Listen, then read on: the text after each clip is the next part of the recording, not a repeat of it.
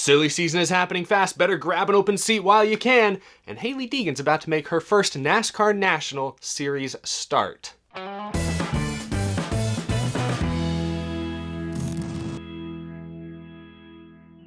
How's it going, everyone? My name is Eric and welcome to Out of the Groove. Well, I uploaded a video pretty early this morning hoping to get ahead of the news for once, but the NASCAR world waits for no one. In my episode earlier today, I mentioned that Justin Marks and his new team Trackhouse Racing were expected to make a pretty big announcement today. Sure enough, they did. We're going to talk about that in just a moment. And I also mentioned this morning that a report yesterday from Front Stretch seemed to leak that Hailie Deegan was going to make her truck series start at Kansas here in a couple weeks. That has also turned out to be true, and there may be a little more to that than immediately meets the eye. So we have a couple big stories to talk about here on a Wednesday.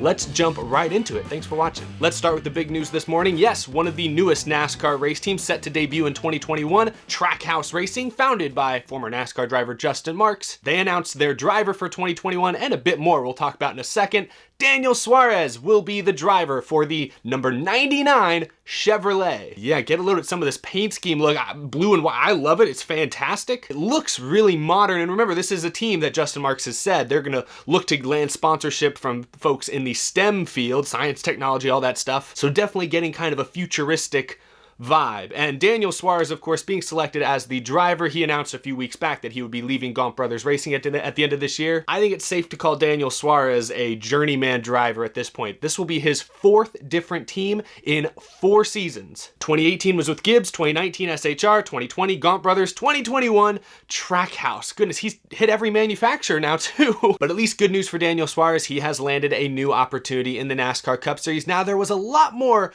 in today's announcement beyond just the reveal of the driver, which of course is a very big deal, but the team is also choosing to run the number 99, which I saw a couple tweets, reports saying apparently Justin Marks got the blessing from Carl Edwards to use the number 99. I don't think Justin Marks had to get Carl Edwards' permission or anything. I mean, the 99 car was run by Edwards at Roush. It was run by Jeff Burton at Roush before him. The 99's been around a while. Carl Edwards does not own that number. He didn't retire in the 99. He would switch to the 19. I'm sure whenever Carl Edwards got that call or knock on his door, whatever it was, I'm sure he was as surprised as I am to be like, well, why are you asking me? Sure, take it. I just think it's fine. Anyway, interesting detail there. Anytime Carl Edwards' name is mentioned these days, I think it's extremely interesting. Anyway, other very important details. This is a Chevy team, apparently, and Justin Marks announced today that the team is going to have a technical alliance with Richard Childress Racing. And in this report from Bob Pockris, the Justin Marks-owned team has Ty Norris, formerly of DEI and Michael Waltrip Racing, running its operations. The team says it is making a commitment to having an impact on minority youth, and it plans to use a grant from the Marks Family Foundation to help fund a STEM education initiative. This makes a lot of sense. Daniel Suárez being the one and only Mexican-born driver in the Cup Series, I guess that makes a lot of sense as him being the driver. Also, he brings, I assume, some sponsorship from Aris/Comscope. That's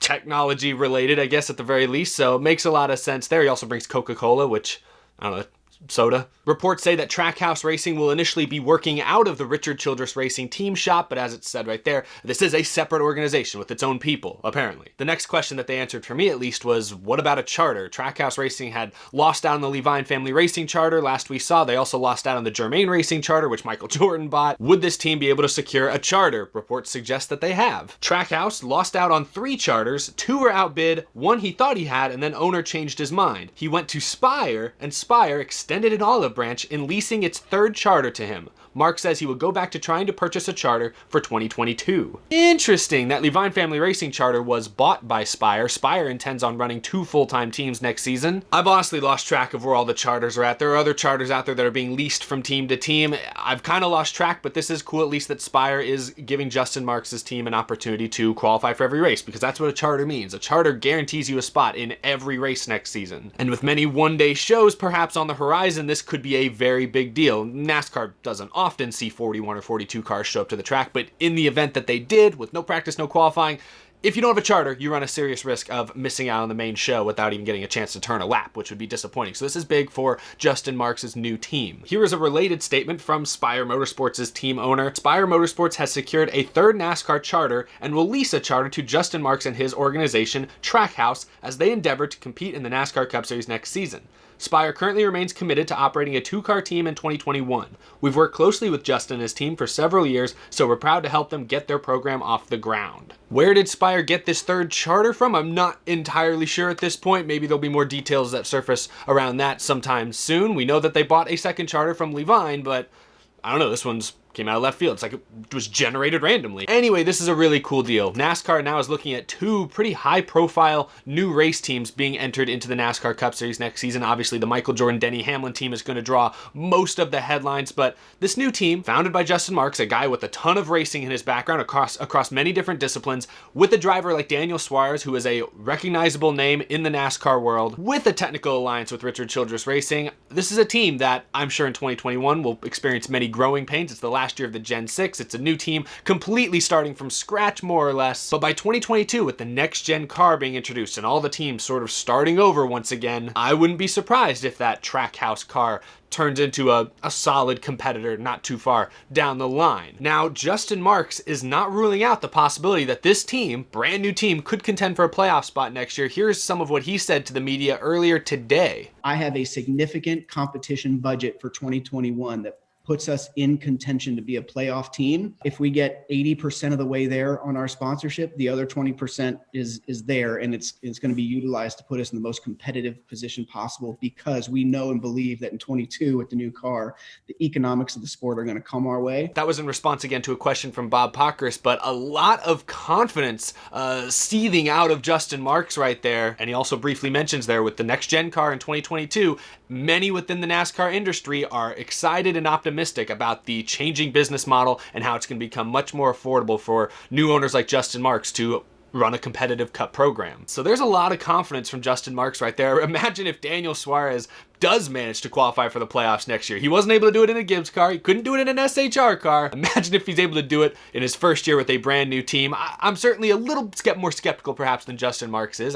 Cup Series field is still pretty deep, especially when you throw in that new Toyota team with Hamlin and Jordan. But I will certainly not rule anything out. He sounds extremely optimistic. I personally am excited. If this team turns out to be even half of what Justin Marks seems to be selling them as, this is great. Another somewhat competitive organization in the NASCAR Cup Series is exactly what the sport needs. If you want my prediction for next year, they have an alliance with RCR, so that's, I'm going to say, similar to what Germain Racing has had in recent years, also similar to what Richard Petty Motorsports has had in recent years. And those teams, you know, they run up front occasionally. They sneak towards the front at certain tracks and sometimes sneak into the top 10 at others. I would expect similar results from Trackhouse next year. I do think, from the sounds of things, this is a slight equipment upgrade over Gaunt Brothers Racing for Daniel Suárez. So I'm very excited for Daniel and all of his amigos. If you're a Daniel Suárez fan, I think this is extremely exciting news, especially if this turns into a longer term deal and he's able to grow with the team through the next gen, the beginning of the next gen era, and they're able to really make something happen. I know we said all of that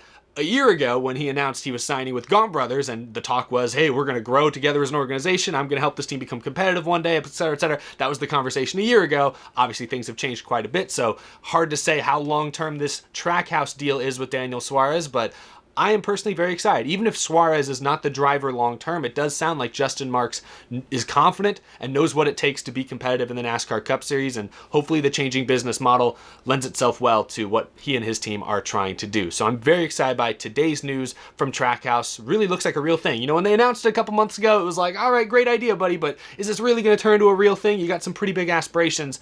Looks like a pretty real thing right now, so I'm excited. All right, but some other news that broke today. Hailie Deegan is set to make her NASCAR National Series debut. She will make her first ever Gander RV and Outdoors Truck Series start at Kansas Speedway Friday, October 16th. Hailie Deegan is in her first full-time season in the ARCA Menard Series. This is also her first year with Ford and DGR Crossley. She has 4 top 5s and 16 top 10s in 19 ARCA starts so far. She does have 2 second-place finishes this year. The season opener at Daytona and the most recent race actually, which happened to be on a dirt track. Hailie Deegan posted this short video to her social media announcing this opportunity. What's up, guys? So I'm super excited to announce that I'm going to be running the truck race at Kansas Speedway, and Ford will be the title of my truck for this race. But honestly, I wasn't even really planning on running trucks this year, but in order for me to qualify for the races I want to run in the future, I have to run this race. So it's definitely going to be hard. It's going to be challenging. I think our goal is just to finish the race. But at the end of the day, we're still trying to finalize our 2021 plans, so stay tuned for those. Thank you for all the love and support also. Very exciting announcement for Hailie Deegan and many Hailie Deegan fans. Deegan is easily the most talked about NASCAR driver who hasn't made a Truck, Xfinity, or Cup Series start yet. She has a massive social media following. She's earned a reputation for being quite aggressive on the racetrack, as well as sometimes quite outspoken off the racetrack, which many people have different reactions to. So she's already become a bit of a polarized figure in the NASCAR world, but she clearly has a lot of potential. I said in my video earlier today, actually, that I do think her ARCA results this year have been a little bit disappointing. She really hasn't been bad, but she certainly has not run quite as well as I hoped she would. I mean, there's only usually 8 or 9 competitive cars in your average ARCA Menards race, and she's quite often running 6th, 7th, or 8th, which isn't bad. She's not making a whole lot of mistakes from the looks of it, but she certainly has not gotten quite the results I was hoping for, but she's still very young. This is her first year with this team as its manufacturer. No less practice and qualifying than usual. It's a very difficult year to truly judge her potential. But with her big name, with the sponsors behind her, she clearly has an eye towards the Xfinity and Cup Series maybe a few years down the line. And she hinted at something in that little clip I just showed you all that I think is very telling of what her future plans are going to be. She mentions that she wasn't expecting to run Kansas, but found that she had to run Kansas so she would be eligible to race what she wants to race,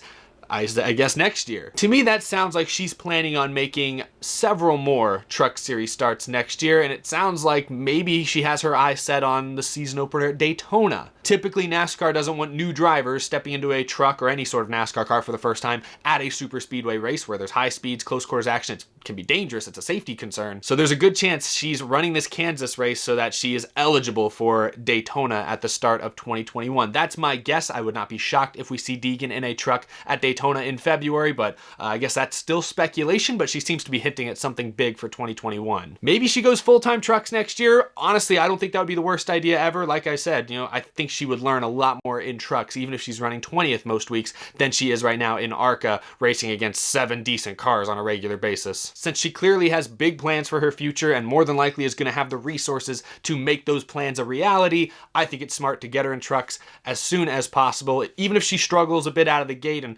likely will. I don't have super high expectations for Kansas. There's no practice, no qualifying, first time in a truck.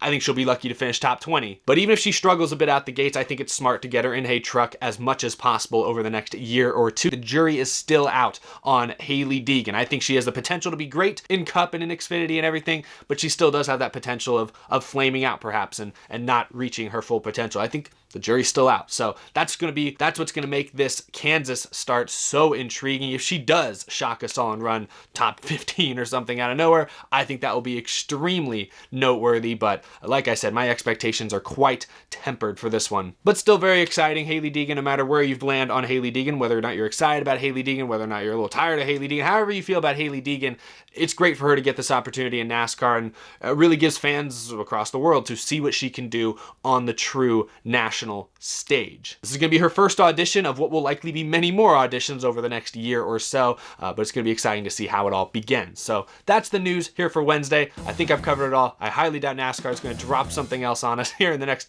few hours, but that's all I've got. Thank you all for watching. Be sure to subscribe if you are new to the channel. Follow me on Twitter, follow me on Instagram, and of course, a huge thank you to my fantastic Patreon supporters. I couldn't do this show without your support. If you also want to support the channel, check out that top link down in the description. I greatly appreciate it. I know I say basically the same thing there every single day, but I truly do appreciate those of you who go above and beyond on Patreon. It really does mean the world to me, so thank you a ton. But that's all I've got for this episode. I might have another video up tomorrow. If not, I do have some exciting things planned for Friday and Saturday. Might get to talk to one of the drivers who was in the news earlier today, which I think will be very exciting for all of you to watch. So stay tuned, keep an eye on your subscription boxes, and I will see you again very, very soon.